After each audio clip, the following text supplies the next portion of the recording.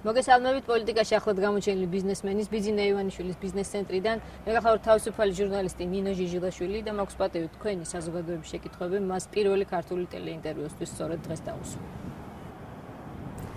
მოგესალმებით ბატონო ბიძინა, დიდი მადლობა ინტერვიუსთვის. მე ხა საფრანგეთის მოქალაქეს ვესაუბრები და პირველ რიგში აუცილებლად უნდა გკითხოთ, თუ კი ეს ყველაფერი ისე დარჩა, როგორც დღეს არის, აი ამ რეალობით, თუ კი თქვენს მიმართ კონკრეტული ქმედებები ხელისუფლების ასევე განვითარდა, როგორია თქვენი სამომავლო ხედვა?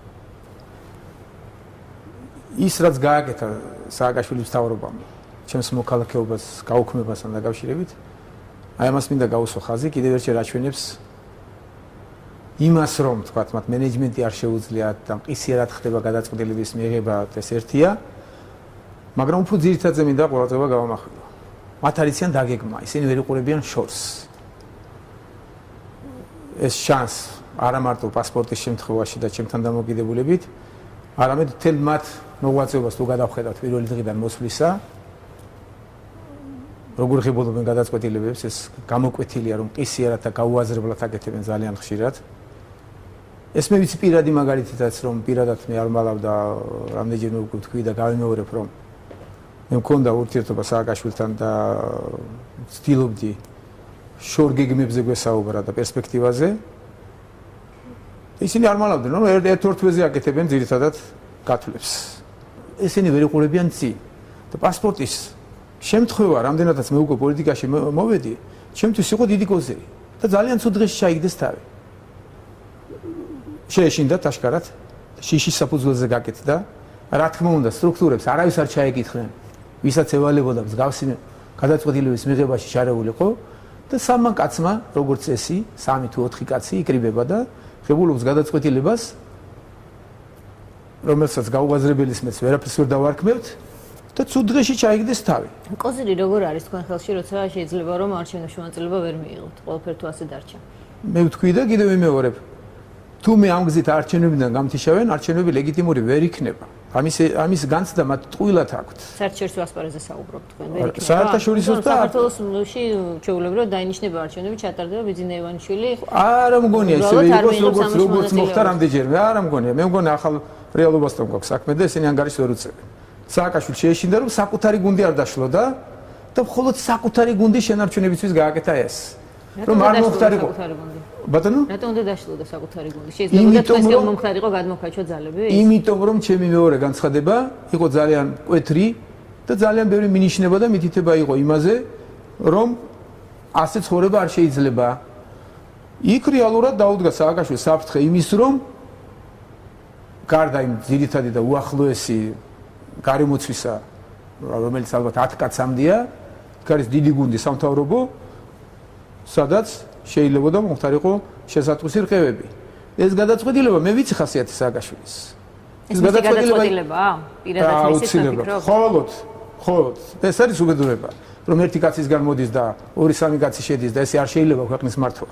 ხოლოდ და აუცილებლად სააკაშვილის და მე მგონი, რომ უღონდ ამ სიტუაციაში არაფერი მომხდარიყო და ესე ცხოვრობენ ესენი. უღონდ ეხლა გავიტანოთ არაფერი მოხდეს და გააკეთეს რამე მოიფიქრეთ. აი ეს იქნებოდა თქვენს, აი წავართოთ მოქალაქეობა. ამით უკვე გუნდს აჩვენეს, რომ თლათ ეგრე არაა საქმე, ახლა მოვიდა ეს კაცი, იგი გასაგებია, თქვათ, რაღაც ხიფათი გამოიწვია მოსვლა, მაგრამ ჩვენ არა ვართ უბრალოები და აი კონტრილეთი. და გააკეთეს ეს, როგორც გააკეთეს. თქვათ და დაუშვათ შემთხვევა ისეთი განვიხილოთ ესეთი ვარიანტი, რომ ვერ მოხერხდა თქვენთვის მოქალაქეობის აღდგენა არჩევნებამდე. თქვენ ხაზგასმით თქვით, რომ ქუჩის აქციებს არ მიმართავთ. ხაზგასმით თქვით, რომ რევოლუციური ცვლილებების მომხრე არ იქნებით, თუმცა მაინც ახსენეთ კადაფისაცია. ეს ძალიან გარკვეული გზავნილი იყო, ერთ-ერთ ინტერვიუში თქვენ თქვით. მაინც ხომ არ ფიქრობთ, თუმცა ეს დღეს კადაფისაციის ხსენება ძალიან რთულ სურათს უხატავს საზოგადოებას, იმიტომ რომ ყველა მიცის, რაც დაემართა ამ ლიდერს, ამ ერთ კონკრეტულ ლიდერს. მაინც ხომ არ ფიქრობთ, რომ შეიძლება სიტუაცია გართულდეს და თქვენ ამ განცხადებაში, რომ ქუჩის აქციებს არავითარ შემთხვევაში არ მიმართავთ, შეიძლება იყოს კორექტივები. რა თქმა უნდა, მე ვადასტურებ, რაც მithქვამს და ვიმეორებ, რომ ასეთი უკიდურესობა არ უნდა დაუშვათ და მე ყველაფერს გავაკეთებ ამისთვის, მაგრამ მე მისე მინდა განვავრცო თემა. რომ აი წარმოვიდგინოთ სიტუაცია, რომ მე არ მოვედი პოლიტიკაში. გასაგებია, რომ დიდი ალბათობით ესენი მოიგებდნენ არჩევნებს. გასაგებია რომ დიდი ალბათობით შეინარჩუნებდნენ გუნდს, მაგრამ მე რა იმის იქეთ არ შეიძლება რომ გაიხედონ. მე ხო წარმომიდგენია როგორი ბიუჯეტი დახტებათ მათ. კონცერტებზე და გაუგებრად როგორც უნდათ ისე რომ ხარჯავენ და საკუთარ ჯიბეს დაამსგავსეს ბიუჯეტი. მათ არ იციან განა ჩემზე კარგად, მე წარმოდგენა მაქვს ამაზე რომ მათ მოუწევს საგარეო ვალებზე რამდენიმე წელიწადში რეალური პასუხი აგონ და მუდმივი გადავადება ამის არ მოხდება. განა არ იციან ეს ყველაფერი, მაგრამ ვერ გეგმავენ. ოღონდ ეხლა, ოღონდ ეს დღე, ოღონდ ეს სიტუაცია, აი ეგ დგანან ესენი. მე რა, თქვათ არ მოვედი მე, მოიგეს არჩევნები. მე რა შვებიან, რას ფიქრობენ რა? მუდმივ ტერორში ეყოლებათ ქართველები. კიდევ უფრო გაღარიბებაზე წაიყვანენ? კიდევ იქეთ გადაღუნავენ იმ ხარეს, სადაც ესენი მიდიან? ეს ხო გასაგებია რომ ოდესღაც ეს ზაფი გაწყდება და მოხდება კატასტროფა. კატასტროფაში მოყვებიან პირველ რიგში სააკაშვილი და მისი ახლო გარემოცვა. სააკაშვილი მომავალში ვერ შეძლებს შორი გარემოცვის დაკმაყოფილებასაც კი ასეთი მეთოდებით და ასეთი ბიუჯეტით. ყველა გარბის აქ არავინ არ შემოვა, არავინ ფულს არ შემოიტანს ასეთ სიტუაციაში. ყველამ ყველაფერი კარგად იცის. როგორც შიგნით ისე გარეთ. შიგნიდან ყველა ელოდება როგორ გაასროს, გარედან აქ შემოსვლელი არავინ არაა. და მოხდება ის რომ ესენი საკუთარ პოლიციასაც ვეღარ დააფინანსებენ ახლო მომავალში. და შეიძლება თავის საყვარელ გუნდის დაფინანსებაც კი გაუჭირდეს, რომელიც ნელ-ნელა შევიწროვდება ეს ქსელი და გადაწყდება ოდესღაც. დამშეული ხალხი ამას არ აიტანს დიდხანს. და მოხდება კატასტროფა.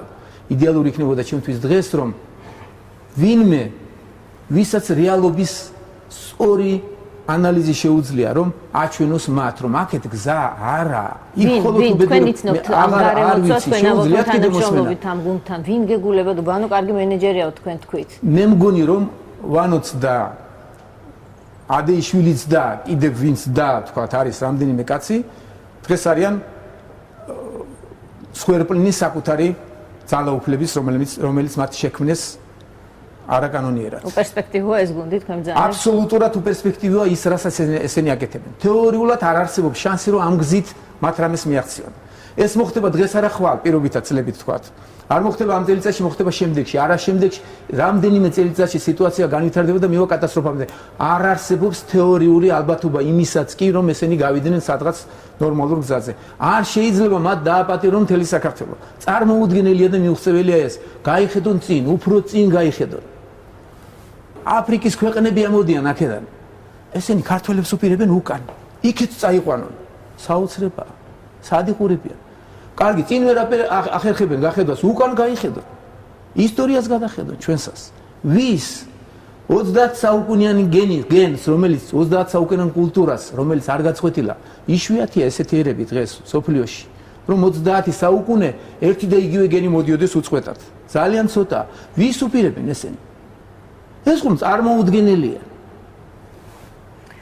საინტერესო იქნებოდა რომ თეორიულად მე არ ვიცი ვინ იქნება ეს სადნახოთ ეს კაცი. ჩემთვის იდეალური იქნებოდა ახლა რომ ვიცოდე ვიღაც ავტორიტეტი, ვისაც ესენი მოусმენენ, ან და ჩემთან გამოგზავნონ ვინ არის მაგათი იდეოლოგი.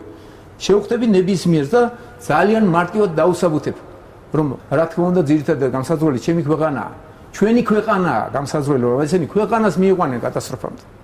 ავტორიტეტი ვინ არის თქვენ ახსენეთ მათთვის საინტერესო ვიცოდეთ როგორ ფიქრობთ თქვენ საერთაშორისო ასპარეზზე მოიპოვება თუ არა ასეთი ავტორიტეტი თქვენ ელჩებს შეხვდით თქვენი გამოჩენა პოლიტიკურ ასპარეზზე მოულოდნელი იყო ხელისუფლებისთვის თუმცა მაინტერესებს ისიც მოულოდნელი იყო ასევე საერთაშორისო საზოგადოებისთვის თუ არა ამზადებდით თქვენ ამისთვის ნიადაგს თუ ეს გამოჩენა ასეთივე სიურპრიზი იყო რა თქმა უნდა არ ამზადებდი და მოუზადებელი მოვედი და გარკვეულწილად თქვათ ვერ ვახერხებ მობილიზებას, ვერ ვახერხებ გუნდის შექმნას, ეს ყოველდღიური რეაგირებები, თქვათ, მათ გაუაზრებელ ქმედებებზე და კიდევ ბევრი რამ გარკვეულ პრობლემებს მიქმნის და მიგვიანდება, თქვათ, რაღაც ეტაპების სწრაფი ორგანიზება, მაგრამ მოახერხებ ამას მე დროში. და არც თუ ისე ცუდად რეაგირებ, თქვათ, მათ ბევრ გაუაზრებელ ქმედებებზე. ავტორიტეტი მათთვის საერთაშორისო ასპარეზზე ალბათ პიროვნულად მე არ ვიცი, მაგრამ მე ისევ ამერიკა მიმაჩნია და ისევ დემოკრატიული ევროპა. ალბათ იცით და ნახეთ ამერიკის ელჩის ბატონი ბასის რეაქცია. მოგეწონათ. რა თქმა უნდა, მომეწონა და ველოდი კიდეც. ის მომეწონა, რომ აბსოლუტურად ობიექტურად და რეალურად შეაფასა განსხვავებით სააკაშვილის მთავრობისგან პოზიცია და შესატყვისი აქცენტებიც გააკეთა. ხარდაჭერა იგრძენით? ხარდაჭერას არ დავარქმევდი მე ამას, მე უფრო ვიტყოდი რომ ძალიან დიპლომატიურად და ძალიან ძაფრად გააკეთა სწორი აქცენტები. პროცესების სწორი შეფასება მოხდა. სწორი მითითება მოხდა უფრო მეტი ვიდრე მე მხარი დამიჯერა, სწორედ მოუწოდა სააკაშვილის მთავრობას. და იქ ორი აქცენტი იყო ძალიან კარგად და მკაფიოდ ჩამოყალიბებული, რომ გაიხსნა საინფორმაციო სივრცე და ძალადობას თავი დაანებონ. უფრო მათ მოუწოდა ვიდრე მე მხარი დამიჯერა, მაგრამ რა თქმა უნდა პარალელურად ეს ერთი და იგივეა თქვათ. ბატონო ბიზნე, თქვენი მხრიდან რუსული პასპორტის ჩაბარება ფიქრობთ, რომ არის არგუმენტი იმის საპირწონედ, რასაც თქვენზე ხელისუფლება ამბობს, რომ თქვენ ხართ პუტინის პროექტი, რომ თქვენ ხართ უკვე ცოცხლად მოვლენილი საგარეო აგრესია. იცით რას გეტყვით? დაანებეთ ამ თემას თავი. ეს თემა არის თითიდან გამოწუწნული. თუ გამოწვეული როგორ ხმარობენ უკაცრავად არ ვიცი ეს როგორ ესეთ ტერმინები არ მეყვარს, მაგრამ მოვიხმარე ახლა გავცერებული, რასაც ჩვენი პოლიტიკოსები ხშირად. თქვენ რუსეთში ცხოვრობდით, ამის გამო არის ეს. მე ვაცხადებ და განვაცხადე, კიდევ რომ 9 წელიწადია რუსეთში არ ყოფილვარ.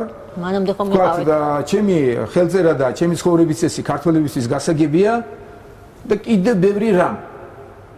ძალიან თუთ იქნებ უფრო საინტერესო შეკითხვები დამისვათ და ეს კითხვა მაინც აქვს საზოგადოებას, ამიტომ დაგისვით. საზოგადოებას კი არ აქვს ეს კითხვა. ეს კითხვა აქვს სააკაშვილს და სააკაშვილის მთავრობას. რამდენადაც მათ საფრთხმელი არაფერი არ აქვს და არ აქვს არგუმენტები და ეს კიდევ ერთი სამტკიცია იმის მოსდევენ მას. და მე თქვენ არ მიმაჩნი ხართ და იმიტომაც მოვახერხეთ თქვენთან შეხვედრა მათ სატელიტად და ძალიან ხუთ გადადეთ ამ თემიდან და თქვენ გავრეზე უნებრივი მაგრამ და კითხვა დავსვათ საზოგადოებას თქვენს მიმართ აქვს და ამიტომ არ ამბობენ რომ საზოგადოებას აქვს ეს. ეს აქვს თუნდაც მხარდამჭერთან ნაწილს. ეს კითხვები აქვს მათ გოკაშვილებს, გოკა უკაცრავად ბატონ გოკა გაბაშვილს, ბატონ ციკლაურს და მათი იდეოლოგებს თუ დემაგოგებს გააჩნიათ მსგავსი შეკითხვები და ამით გონიათ რომ ამით ფონს გავლენ და ქართულ საზოგადოებას დააბნევენ. ამიტომ მათაცადეთ ძალიან გთხოვთ, მე არ მიმაჩნი ხარ თქვენ მათ სატელიტად და იქნებ უფრო გონივრული კითხვები უკაცრავად. დიდი მადლობა ეს თუ ესეა ძალიან კარგი, თუმცა არ ვიცი ხა ამ თემაზე ცოტა გამიბრაზდებით თუ არ გამიბრაზდებით, მინდა ქველმოქმედებაზე გადავიდეთ ცოტა. მე გაბრაზებული ვარ მათზე და თქვენზე ოდნავ ემოციები ვერ შევიყავი და უკაცრავად. ქველმოქმედებად გაბრაზებთ თქვენ ამ საკითხის ხსენება, თუმცა მე ვეცადე რომ ძალიან დახურული გაქვთ ეს თემა, ვეცადე გამერკვია თქვენი ქველმოქმედების დასაწყისი სად იყო საქართველოში, როდის დაიწყეთ ეს თემები, როდის გახსენით.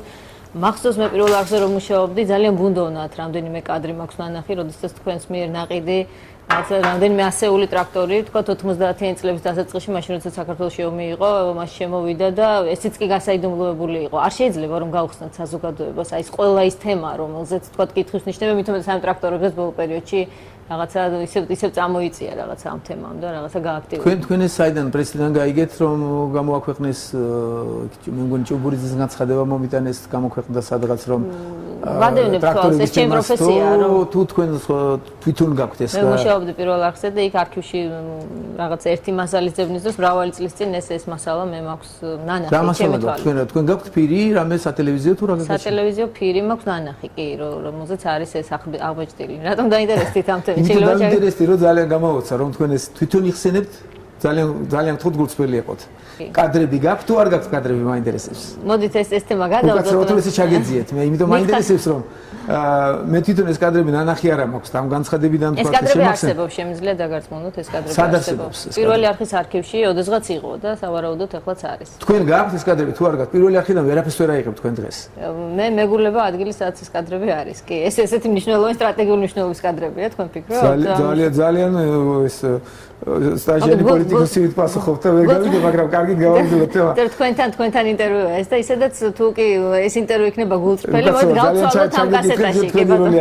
ჟურნალისტის როლი აღიღე და მოდის მოგიხდით რომ ესე ჩაგიკითხეთ, მაგრამ არა, მაინტერესებს მოდი დავბრუნდეთ თემას, ქველმოქმედება. ცოტა ნაწყენი ვარ, გაგიზენებული არა ვარ, თქვათ და მე არ ვაბრალებ ამას ჟურნალისტებს და არ არის ეს ჟურნალისტების ბრალეულობა, თუმცა ჟურნალისტებისგანაც უფრო მეტი რატო ხართ ნაწყენი ჟურნალისტებს ბატონ ბიზნე თქვენ არსად არ ჩდებოდით თქვენ არ გინდათ ამ თემის გახსნა არ ჩდებოდი მე მაგრამ ჩდებოდნენ თუნდაც ეს ტრაქტორები რომელიც თქვენ გაიხსენეთ და ნახეთ და არავის არ გახსენებია და ეს იყო დაახლოებით 20 წლის წინათ და მე ვამაყობ ამით თქვათ არ ვამბობ და თქვენ მაშინ რუსეთში მოღვაწეობდით რუსეთში მოღვაწეობდი და ამ დონე არ მიყვარს ჩემს საქმეებზე საუბარი, მაგრამ ძალიან საინტერესოა რომ ამ პროცესს პირადად მე ვხენძღონელობდი და მაშინ სტრუქტურა ისეთი არ ყავდა და მეტი საქართველოში და განსაკუთრებით გულწრფელი ვიყავი მაშინ მე არ მქონდა მაშინ მილიონიც კი და გარწმუნებთ რომ ჩემი ქონების 90% მინიმუმ რაც მქონდა ფული რაც შეიძლებოდა ბიზნესიდან ამომეღო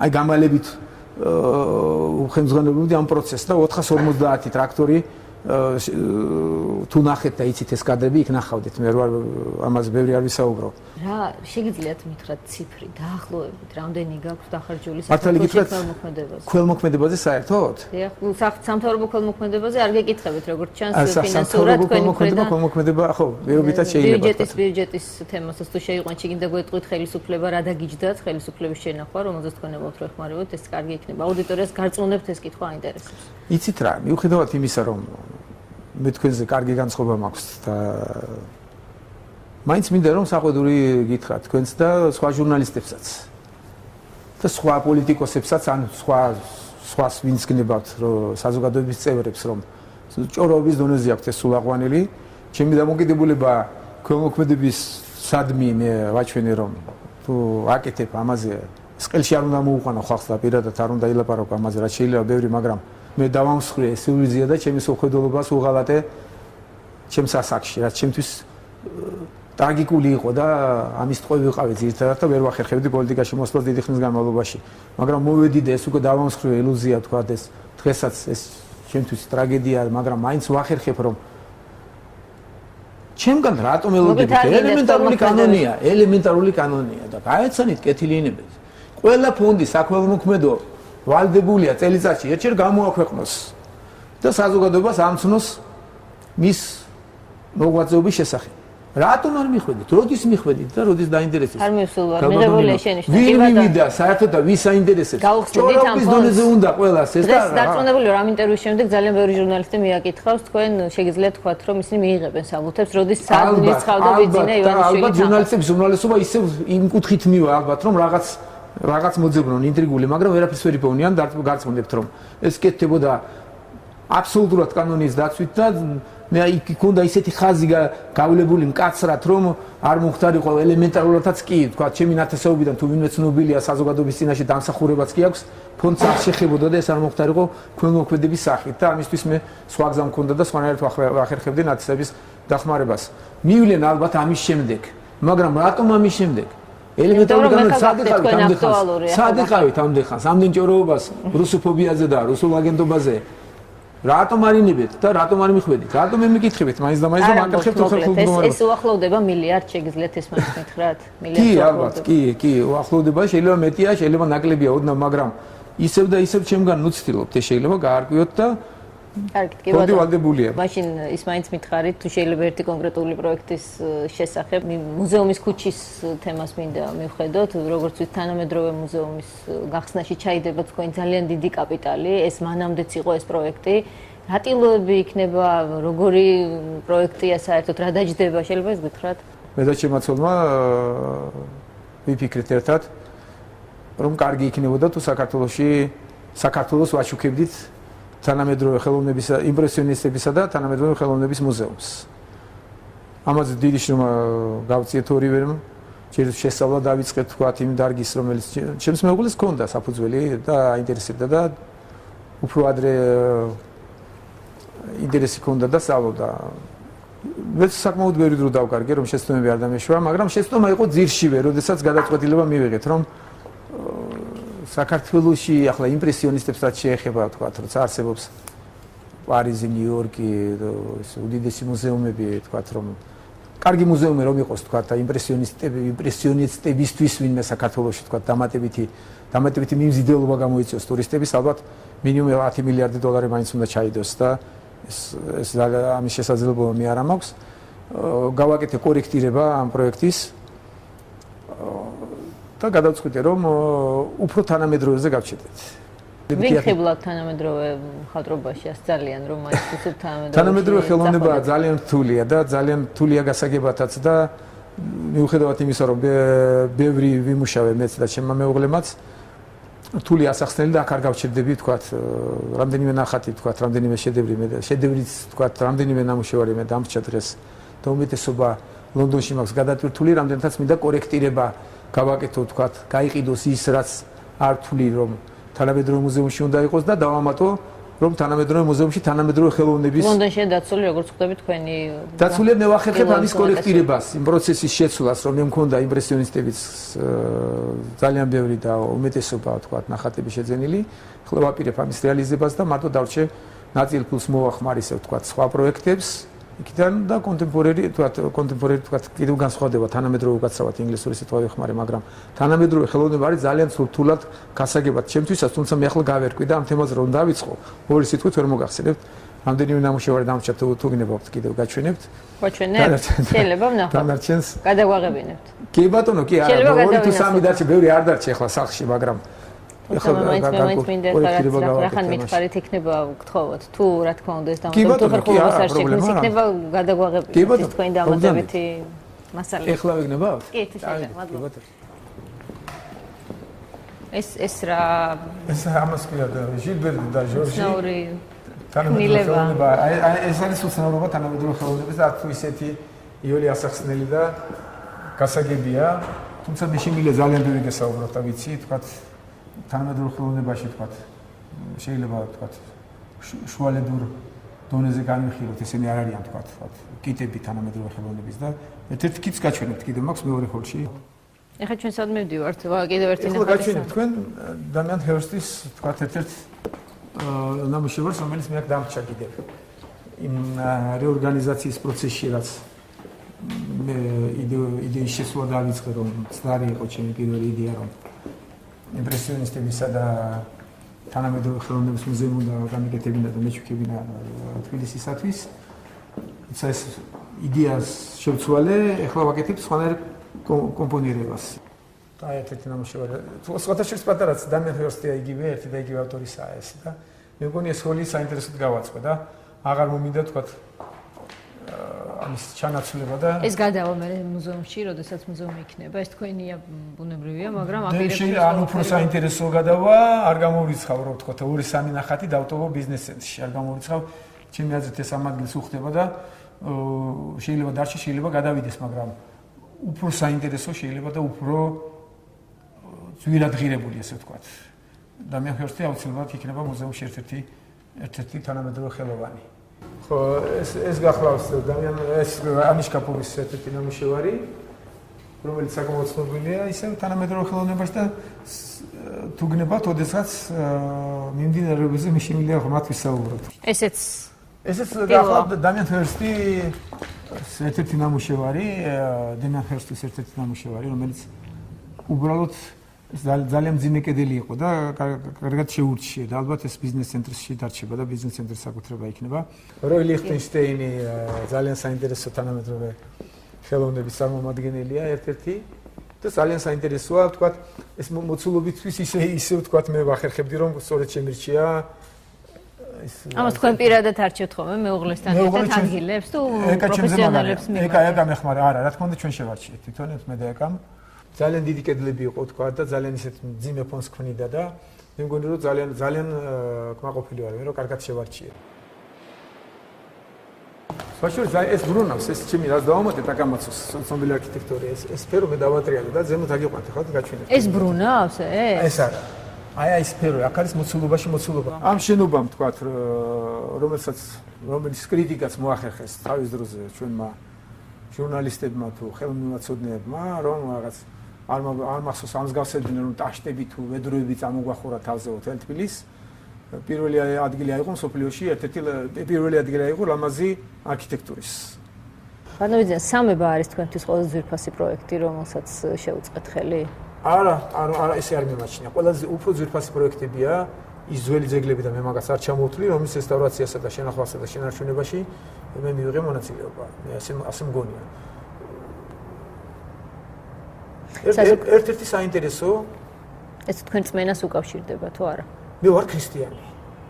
აუცილებლად ეს ჩემი კულტურაა და ყველა რაღაც კითხვებს მისვამენ იქ, რომ მომავალი ცხოვრების თუ სიკვდილის გაგრძელების არ ჯერა, ესე იგი ქრისტიანი არაა და ისე იდეოლოგები იდეოლოგებია ჩვენი მთავრობის დღეს, რომ ძალიან ვითომც და თვითონ დიდი მორწმუნეები არიან თავისი ქცევით. ყველა ჩემი ყოფითა და ქცევით მე თუ ვინმეა ქრისტიანი, მე აუცილებლად ქრისტიანი ვარ და უდიდესი პატივისცემელი ვარ ჩვენი კულტურის და გინდადაც არა მარტო კულტურის, რწმენის, ჩვენი რწმენის ამ რწმენამ გადაარჩინა საქართველოს და უდიდესი როლი ითამაშა ჩვენს ისტორიაში.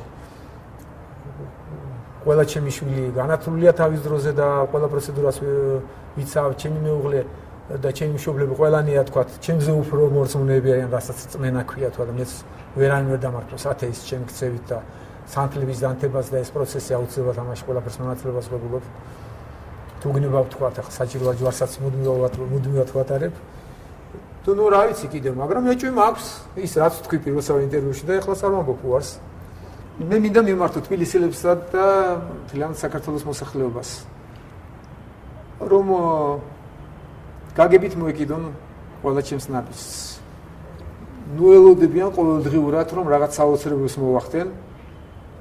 ნუ შეეცდებიან გაიდეალიზებას ჩემი პიროვნების, მე ჩვეულებრივი პიროვნება ვარ და მაქსიმალურად ვცდილობ რომ გავაკეთო ყველაფერი სწორად. სიჩქარე თავისთავად და ეს პროცესები სიჩქარეს მოითხოვს, მაგრამ ზედმეტი აჩქარება და დიდი შეცდომა შეიძლება გამოუსწორებელი იყოს. ეს უნდა გაიგონ.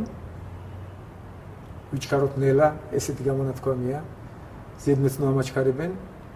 შეცდომები მაინც მექნება, მაგრამ მე მგონი რომ დავსავარიდებ და მოვახერხებ რომ რამე დიდი შეცდომა გამოუსწორებელი მსგავსი არ დაუშვა და დარწმუნებული ვარ რომ ეს არ მოხდება. ყველაფერი კარგად იქნება.